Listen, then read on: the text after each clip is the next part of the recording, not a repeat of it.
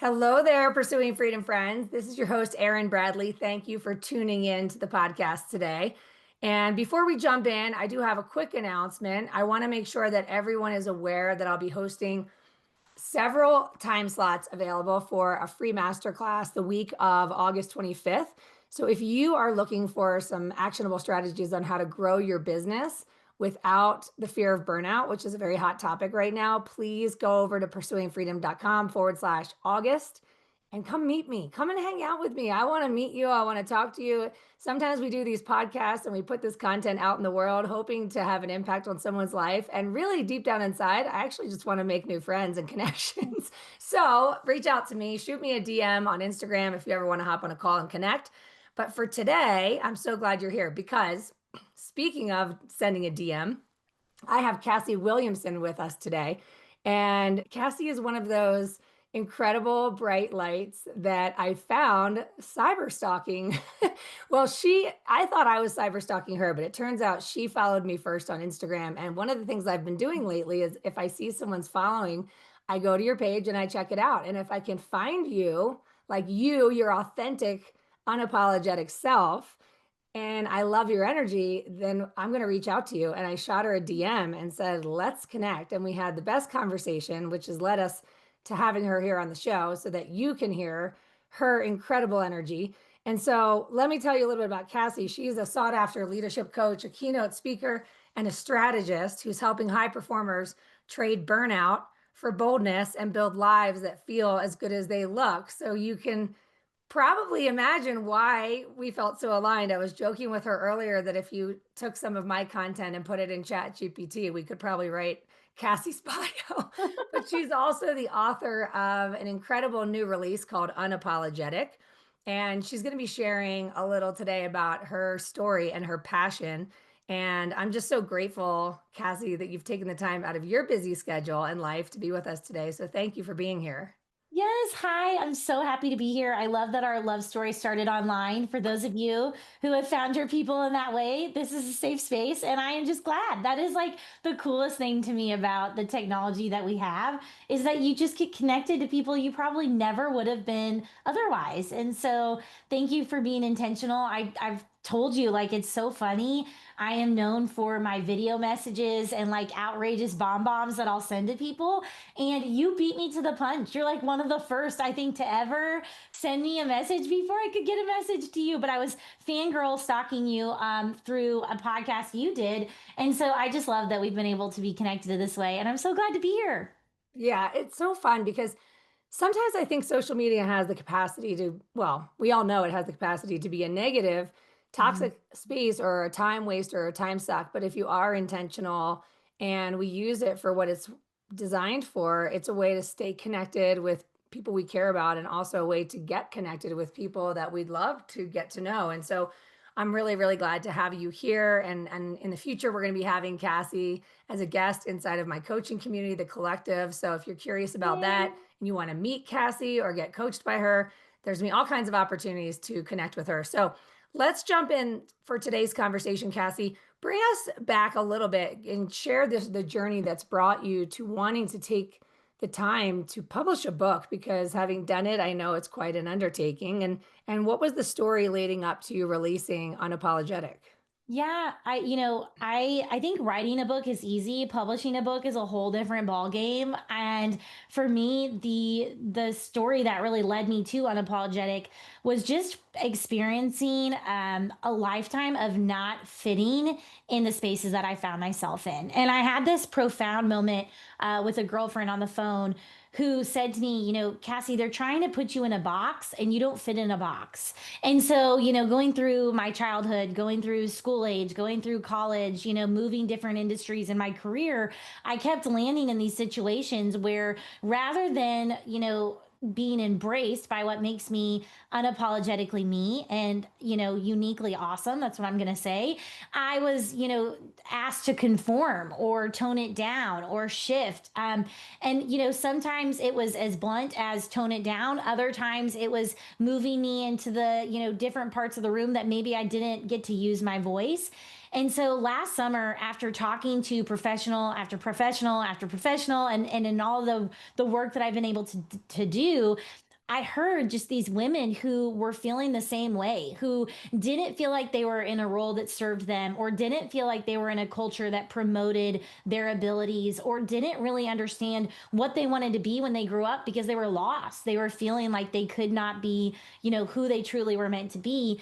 And so it sparked this idea of what if me sharing my lessons, which are in the book called Unapologetic Truths, I can empower or inspire someone to recognize that one, they're not alone, but two, it's time for them to take action. And so the book is a lot of raw, vulnerable stories that I've experienced in my life, with then reflection at the back of each chapter, which I'm calling Unapologetic Truths, to talk about how you can take the lessons I've learned, a lot of times the hard way, and apply them into your own life, and not just in your personal relationships or your personal life, but also professional settings. If you're a leader, if you're someone aspiring to be a leader, how do we lean into this unapologetic version of ourselves so that we can feel fulfilled and we can follow our purpose?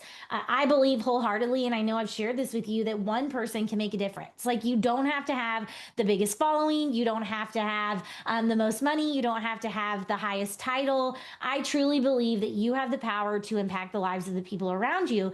But if you're in a space that doesn't empower you or remind you of that, it's easy to get lost. It's easy to conform. It's easy to be sucked down into that vortex. And so that is my hope, is that with reading the book, you feel inspired and you get that fire under your what to like go out and make changes in your own life. And one thing about me is I do not claim perfection here. Like, I am definitely a work in progress. I say functioning and fighting, but the idea is that I'm okay to talk about it. I'm okay to say the things other people won't say or don't feel comfortable saying, if it means it gives someone the power of their own voice. And so that's where my passion comes from, is making a difference one life at a time so that everyone can live this unapologetic version of themselves. Because I think that's how the world gets better. When we get to show up as us, like you and I have been so unapologetic in our conversations, we get to make the people around us better. And so I always say, like, selfishly, what does it do for you? But also think about what it's doing for the people around you too. And that's where the magic is.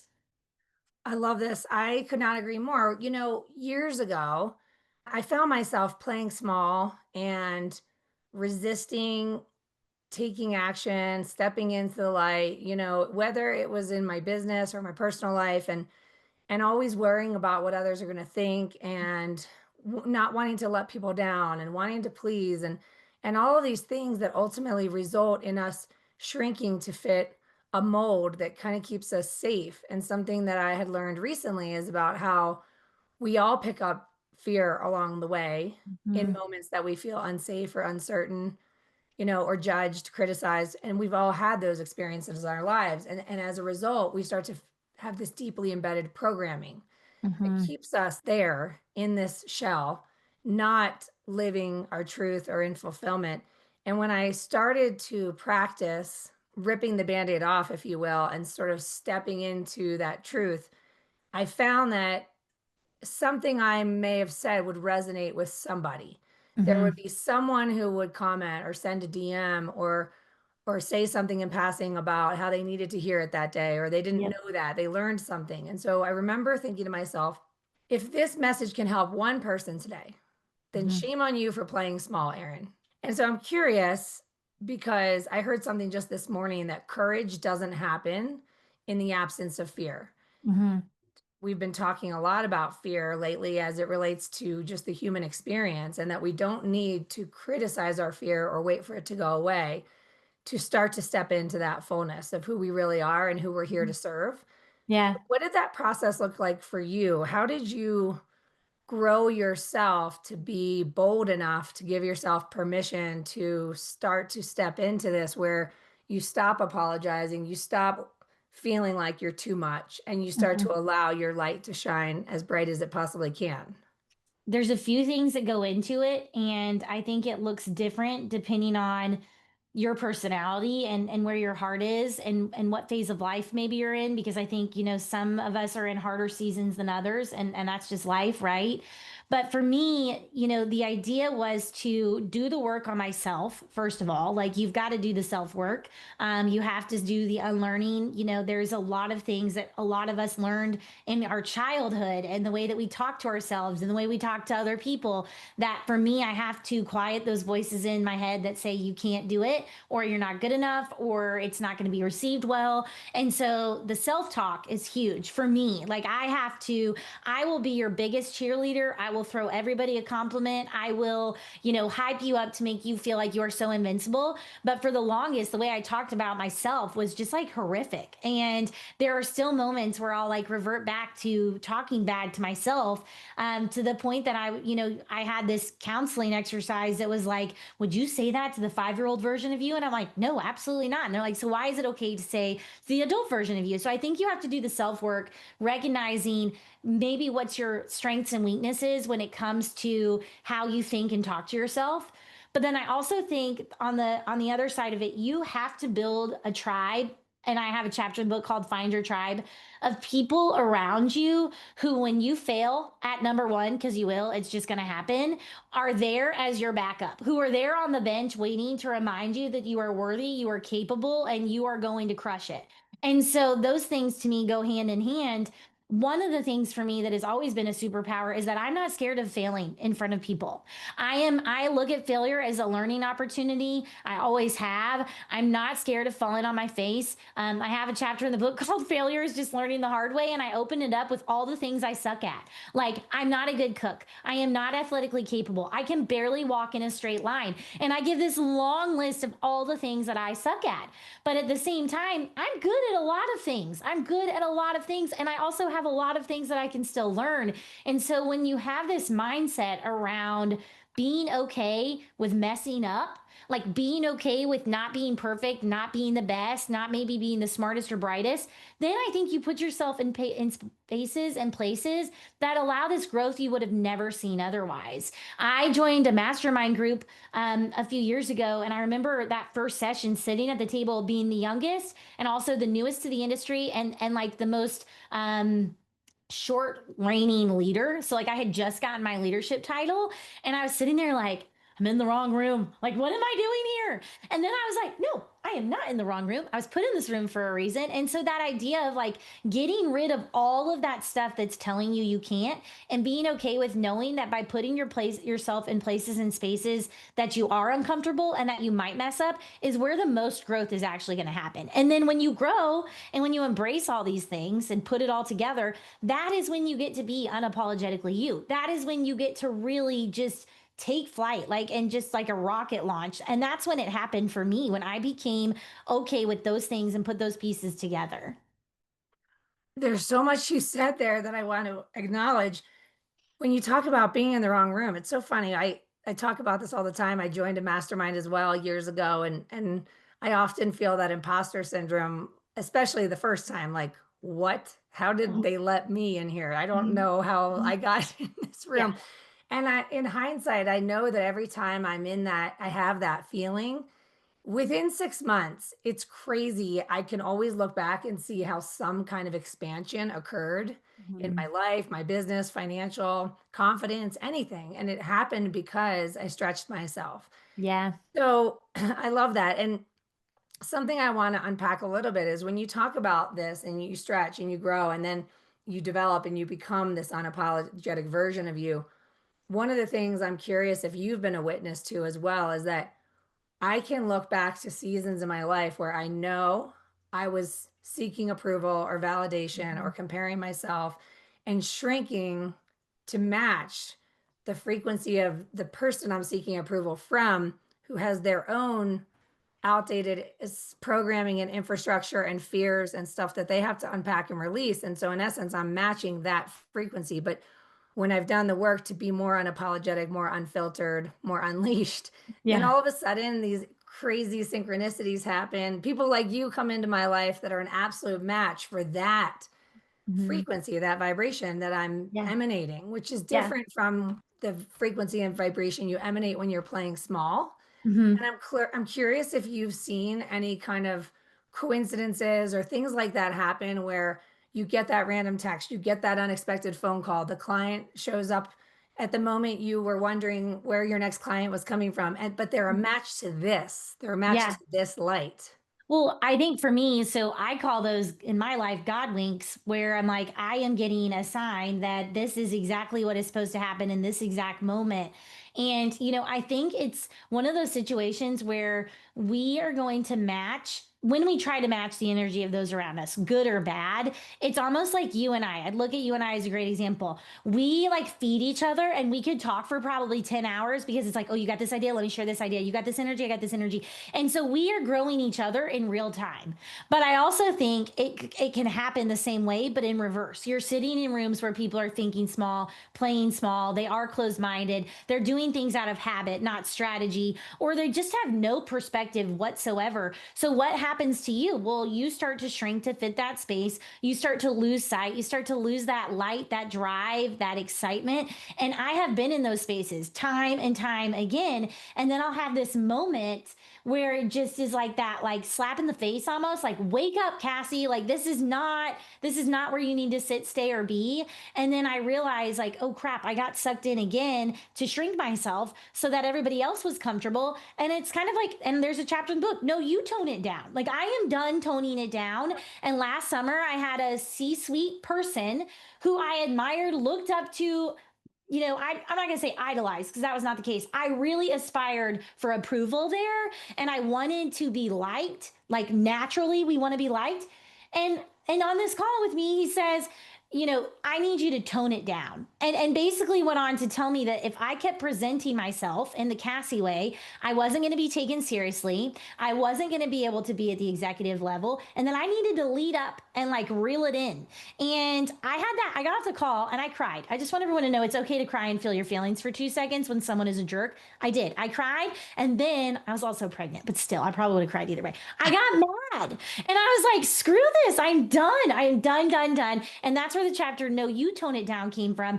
And would you believe that since then, like this book has followed? And I look at the magic of this book and I look at the movement it's created. And that is like the ultimate example of what you're asking. When you literally throw up your hands and say, nope, I'm not toning it down, the universe, the God wings are all just going to come flying at you and you're going to be validated in every way. I still am sitting here like, I wrote a book. It's back there. So I really did because I can hold it.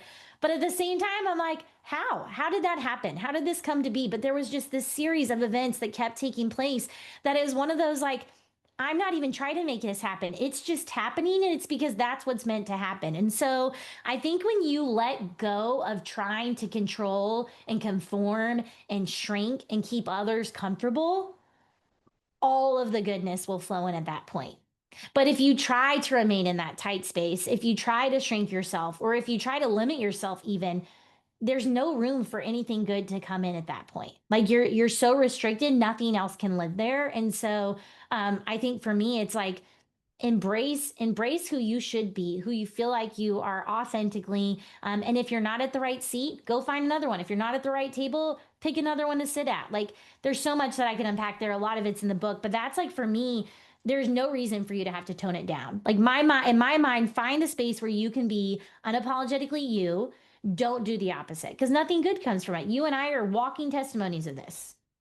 It's true, and I mean, the evidence is undeniable because when you get into that hell yes energy, and I'm not going to tone it down, and this feels interesting and fun, and I don't know how, I can't control, so I don't know where these breadcrumbs will lead, but I'm going to follow the ones that feel right. Yeah. And then all these synchronicities happen. I can't deny the truth within it, but I'm curious from a tactical perspective, if someone's listening and thinking like easier said than done, must be Um, nice, like, oh, it looks it's because of who you are and it's just not possible for me. What yeah. are some of the things that you do when you find yourself back on the cycle of self-doubt and worry and uncertainty? Because we all know that we don't arrive at a moment that we are done or we are Yeah. complete. I think as long as we're here on this planet, there's work to be done, like within ourselves and in the way we show up in the world, and we're not done. So what do you do for yourself Mhm. when,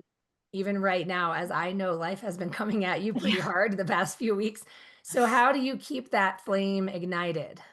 I think for me, it's all about intentionality and remaining grounded to the why. So, like, and as corny as it may sound, like, I have the vision board, I have my goals written down, I know what I want to accomplish. And so, when the going gets tough, or when I feel like I'm compromising those things that I know are important to me, then I recalibrate. And, sometimes that looks like picking up a friend to breathe some life into me, to give me that pep talk that I need. Other times it's like, okay, where do I need to restructure my day or my week so that I can fill my cup up? I believe wholeheartedly that really, and this is true of a lot of women I know, and probably men too. That my husband just doesn't talk about this as much as like I'm going to sit here and talk about it. But we can't pour from an empty cup. But I also know that we're really bad about filling our own cup. And so, in terms of how do you get tactical, how do you remain grounded with this, or how do you even start to put this in motion? Get really, really intentional about how you're spending your time. Are you setting the goals? Are you looking at creating a strategy? Are you doing the things that serve you so that your cup is full, so that maybe while you're working in the space that's not so great and that you can't stay in, you're taking actionable items over here to work towards your next step. Because I'm not sitting here saying, "Oh, you don't fit in, you don't have a voice at your job, quit and call me in a month when you can't pay your bills." That's not what I'm saying. But I'm saying be intentional about how you're spending your time, because as good as I do, especially as a mom, we blink and a month goes by. We like sneeze and a half a year goes by. And so it is really easy to get caught up in the groundhog day of like, go through your routine, go through the motions, come home unhappy, binge watch Netflix, doom scroll, then do it all again, and like living to make it to the weekend. But I would say, what are you doing to spend anywhere from 10 minutes to an hour each day working towards what it is that matters to you and what serves you and the greater goal that you have for yourself? I love that. It's such good advice. So earlier when we started this conversation, we were talking about how one of your missions here is to help women trade burnout for boldness. And I know this is Mhm. transferable to men as well. And we talk also all the time about the ability that we've mastered to give from pour from an empty well and never refill it. So Yeah. what does it look like with the women that you've worked with that have just kind of settled for working 60, 80 hours a week? They're Mhm. exhausted, they're running on fumes. What are some of the first things that you help them do besides taking 10 minutes to an hour to really get clear on what they want? Like how do people actually get off that speeding train? Yeah, so I think it starts with mapping out what you want your day to look like. So we actually do an exercise within my program that I have people write out what's the perfect month look like for you, what's the perfect week, what's the perfect day, almost in a way to reverse engineer this, life that you're hoping to structure and engineer based upon where you're sitting. And by looking at what do you want the month to look like? What do you want the week to look like? What do you want the day to look like? We start to see these patterns and these trends, and then we pull them out and we say, okay, let's pick a couple of these to hone in on and make happen now. And then let's pick the ones that we're going to need to really focus on that are a bigger lift, right? And so I think the idea is we have to protect our time. And I am a huge proponent of, if it's not your best yes, it should be a no. And I think that's really hard. A lot of us are recovering people pleasers. A lot of us, feel like we have to say yes to everything to make everyone around us happy. But I think you have to really protect your time to protect your peace. And if it's not your best yes, it should be a no. And if no one takes anything else from this episode, that is the first step: is look at your day and what did you say yes to, and what out of those yeses could you have said no to pour back time to yourself. Because like, I am not perfect at this. This is like a battle every single day, functioning and fighting of like, no, that's not my best yes. And if I say yes to this, I can't do the things that I need to do to make this other yes happen. And so again, I know I've said intentionality a couple of times, but people are like, how did you have a baby and do this move and write a book and blah blah blah? Like, how did you do it all? And it's not been because I just snapped my finger and it happened. It's because I've been really, really intentional about how I've spent my time. And I wasn't writing the book when I was playing with my daughter, like, or, my now I've got two girls. Like, I was structuring my days in a way that have supported all the things that were important to me, while also not compromising what matters to me most, which is my girls. I love it so much. So this has been so good. And you're right, we could talk for 10 hours. I love how you said we can grow each other in real time when we're Yeah. sharing this energy. And I think it is so true. And you also mentioned just, grab a friend and someone who energizes you. And I think that you heard me on that same podcast that you found me on. They asked me, "What do you do to refill your cup?" I said, if I feel low, the first thing I do is I call someone in my life that's one of those energizers or somebody who Yeah. reminds me of the future I want for myself, Yeah. and allow that energy exchange to elevate. And so I'm sure there's a lot of people listening right now that have been elevated by just listening to you. So thank you for taking the time. And besides the book, where else can listeners find you and follow you or connect with you and learn about your coaching, all the things? Yeah, so CassieWilliamson.com, Cassie like sassy, Cassy. There is no IE. And connect with me on Instagram, LinkedIn. You can follow along. My husband and I do a really funny podcast called She Talks, He Listens. And reach out to me if you need a tribe. If you're a person who's feeling alone, like you don't have that hype person, please reach out to me. Like slide into my DMs like Erin did. I've never been sad after a conversation like one of these. And so just I feel like for me, I genuinely mean it when I'm when I say reach out, connect. I want to be able to serve our community in this way. I want to be able to pour into other people, and so happy to do that in all the ways that I can. Yeah, I couldn't agree more. And I love that you're inviting that, because it's been how I've been ending a lot of the episodes lately. Is the goal isn't to listen to a show like this and be inspired and then be passive, right? To be passively consuming little nuggets. It's like the goal is to create transformation, and that Mhm. happens in conversation. And so we're all just real people out Yeah, here trying to elevate ourselves and each yeah. other and whoever's listening. So by all means, reach out to us if there was a takeaway or an aha moment, or you just want to connect. We love hearing from you. So as always, if you're loving this content, please stop and take a moment to leave that 5-star review, because it does help us continue to attract these incredible guests like Cassy and help more people find the content that will help them build a life you don't need a vacation from. I love you guys. I appreciate you, and I look forward to connecting soon.